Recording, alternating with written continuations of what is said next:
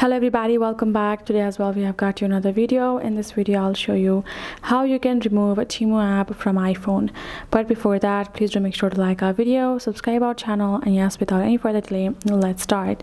So let's say you have installed the Temu app. I haven't installed it yet. So let's say you have installed the Temu app right over here on your iPhone, and that's how it's gonna appear on your home screen. Now if you would like to simply remove it or delete it, all you have to do is long press on it. Then the options gonna appear, and on top in the red you can see the remove app. Tap on it. Now you will get another confirmation whether you would like to remove it, delete it or not. You can choose to simply remove it just from the home screen as well, or if you want to delete your app, tap on delete app, and that is it. That's how you will be able to remove a Temu app from your iPhone likewise, and that works for any other app that you have installed as well.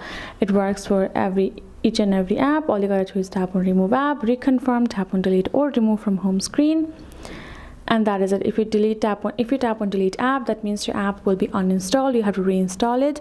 But you tap on remove from home screen only, then that means the app will still be available in the settings and the app section, and you can also reinstall it and make it reappear as well. That is it. Hope this video helped. Thank you so much for watching. I will see you guys in our next video.